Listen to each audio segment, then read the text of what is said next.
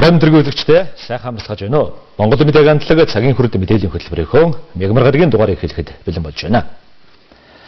Говийн бүсэн аймагуудад ажиллаж байгаа Монгол улсын ерөнхий сайд Батболдын томилолтоо Дорногов аймагаас эхэллээ. Тэрээр сайн шанд хотын иргэдтэй уулзаж Монгол улсын засгийн газраас хэрэгжүүлж байгаа арга хэмжээ, орон нутгийн иргэдийн өмнө тулгамдж байгаа асуудлуудын талаар санал бодлоо солилцсон байна.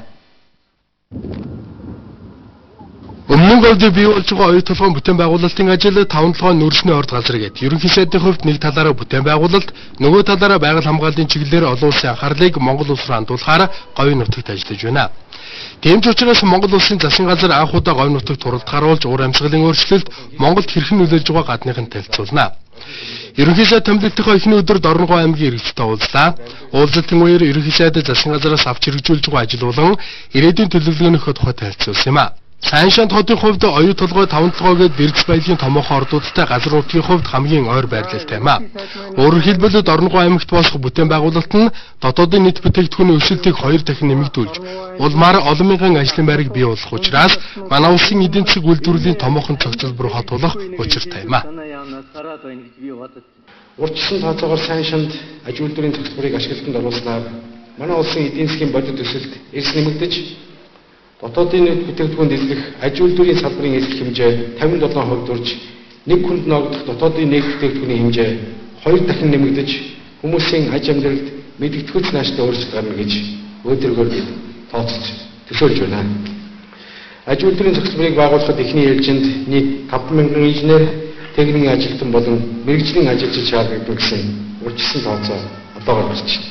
Эдгээр ажилчдыг дагаж ирэх тэдгээрийн гэр бүл, тэдэнд үйлчлэх нийгмийн суурь үйлчлэгээ хүртэл өсөн нэмэгдэх хандлага зайлшгүй гарна. Дорногов аймаг газрын дорх баялаг газрын байрлалын хувьд аль ч талаасаа ашигтай тооцогддог. Тиймээс ирээдүйн тогтвортой хөгжлийг хангахын тулд улуурхаан ашигт малтмалыг зөв ашиглах, хамгийн гол нь хууль бусаар буюу гар аргаар ашигт малтмал олборлож, эргээд байгалаас өдгөж байгаа буруу жишийг нэн даруй дасан зогсоох хэрэгтэй гэж Дорноговчид үзэж байна. Нэгүгээр хэлбэл бэлчээр байгалийн хамгаалах чиглэлд анхаарах хэрэгтэй хэмээн иргэд санаа бодлоо илэрхийлж байсан юм а. Тэр уран бол ус одоо бүх бэлчээр нутаг тэгээ цаашлбал үг дээдсийн төвөгт урсгалын зүйл маш ихээр сүйдэж байгаа. Энийг одоо ер нь тэнцвэрийг хадгалж ер нь байгалийн хамгаалах талаар та их сайхан хэлжээ. Тэгэхдээ оюу толгой 5-7 хоёроос бусад газрыг ер нь нэг ашиглуулмааргүй санагдаж байна юм аа. Би иргэн хүний хувьд бол энэ ч одоо ерөөсөө маш их одоо эсрэг сүйтгэлтэй байна. Гар аргаар албарлагчдын тухай хууль саяхан батлагдсан, би тэрнийг бас сонссон. Тэгэхдээ сум бүгдэд 10 хүртэлх газрыг одоо ашиглаж болно гэсэн хууль баталж байх юм. Энэ ч одоо улсын хэмжээгээр 300-оор сум байна гэхэд улсын хэмжээгээр 3,000 газрыг гар аргаар ухаж болно гэсэн үг юм уу? Энэ чинь мушигж байгаа үг биш л дээ. Иргэдийн хурлыг сонгуул бол түнд хамтарсан засгийн газар байгуулагдаад 10 сар болж байна. Энэ хугацаанд хэрэгжүүлсэн ажлын үр дүн ирээдүйд хийгдэх бүтээн байгуулалтын ажил өмнө их говьд бий болно. Монгол хүмүүрийн амьдралтай салшгүй холбоотой. Дээр нь сүүлийн 20 жилд манай улсад хийгдэж байгаагүй бүтээн байгуулалтын томоохон ажлын явцтай засгийн газрын тэргүүн биечлэн танилцсана. Мөн говь нутагт засгийн газрын анхны хуралдаан болно гэд Монгол улсын ерөнхий сайдын энэ удаагийн томилолт дотоодын гэлтгүй гадаадын хэвлэл мэдээллийн хэрэгслүүдийн сонирхлыг татаж анхаарлын төвд байна. Дараагийн мэдээ. Чөлөөлөх дайны ялалтын 65 жилийн Ойн баярын энэ өдрүүдээр Ахмад Айчид орон сууцтай боллоо. Хэдийгээр хийсэн гавьягт нь байраар үнэлэх аргагүй ч ард түмний зүгээс багж гисэн хүндлэл үзүүлж байгаагийн илэрлээ гэж Батлан хамгаалахын Ахмад Айчидтан хэлж байсан юм а. Өнөөдөр өглөө болсон байр олгох ёслолын арга хэмжээнд 100 гаруй Ахмад Айчид болон тэдний арга иргэн оролцлоо.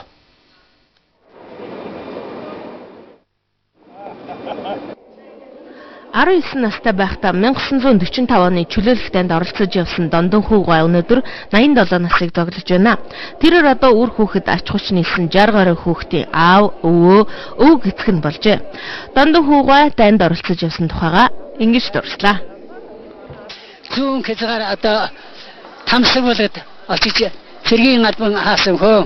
Тэн цэргийн хаан албыг хаахтаа 8-9 жил өөрөөр хэлбэл цэрэг багтраас эхлээд ставын дарга орлогч хүртэл ийм албан үүргийг гүйцэтгэж их орныхаа газар шороо одоо тусгаар тагтан сайн сайхны төлөө тэнцэж 1945 оны чөлөөлөлтөнд олон аавын хүүхдийн хамт цэргийн хаан хамаанлын дор өгсөн үеийг амжилттай биелүүлж зөвлөлтийн улаан арим болон өөрийнхөө ардын аймынхаа байдагт нартай мөр зэрэгцэн тулалдаж ширхэг их орныхон ширхэг чулуу атга шороо тэрний төлөө халуун ам бүлээнсэн хайрлахгүйгээр ихэнх орныхон төлөө явсан.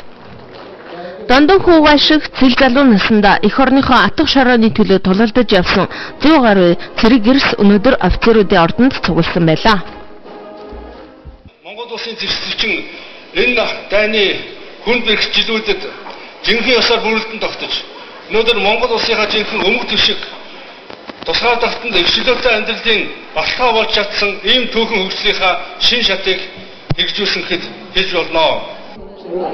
Та бүхний байгуулсан гавьяаны дэргэд Монголын төр засгаас олгож буй байр орон сууц бол өчүүхэн зүйл гэдгийг батлан хамгаалахын сайд энэ үеэр онцолж байлаа.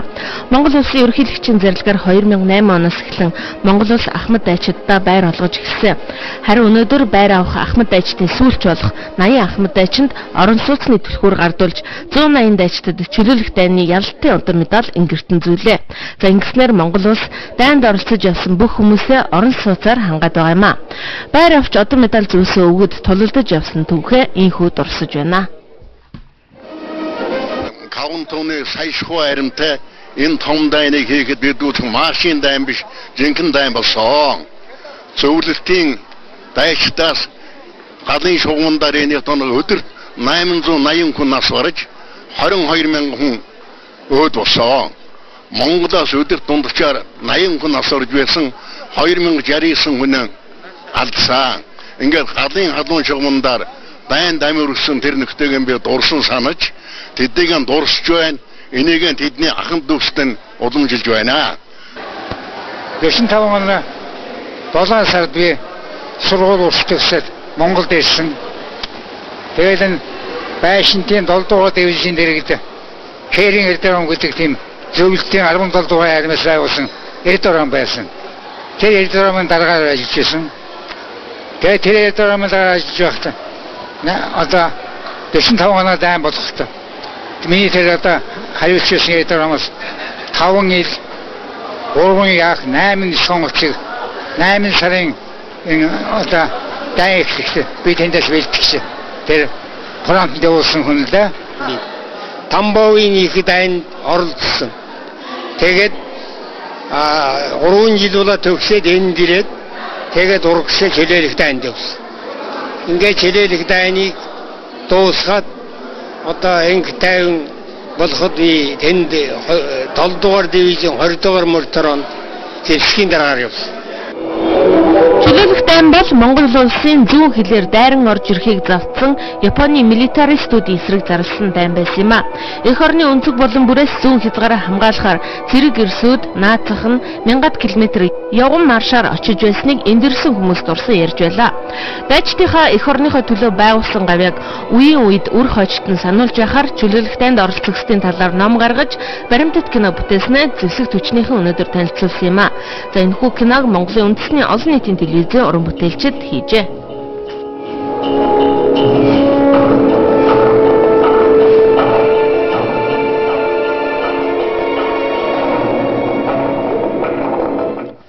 Иймхүү 65 жилийн тэртээхэд дайнд оролцож явсан Ахмад дайчид орон сууцтай болсон бол өнөө цагийн энхийг сахиулагчид ч техник хэрэгслэлээр хангаглаа. Манай улсын батлан хамгаалах салбарын гадаад харилцаа сүүлийн жилүүдэд өргөжин тэлж алс баруун Европоос Монгол улсын батлан хамгаалах зэвсэг түвшний энхийг сахиулах чадварыг сайжруулахаар автотехникийн тусламжийг үзүүлсэн байна. Холбооны бүгд найрамдах Герман улс Монгол улсын цэргүүд Афганистанд мөр зэрэгцэн энхийг сахиулах үйл ажиллагаанд хамтран зүтгэж байгаа юм а. 2008 оноос энэхүү хамтын ажиллагаа ээж бүрэн түншлэлийн гэрээнд гарын үсэг зурснаар эхэлсэн түүхтэй. Харин өнөөдөр Германы Бундестагийн батлан хамгаалах асуудал хариуцсан байнгын хорооны дарга доктор Лаймерс Германы засгийн газраас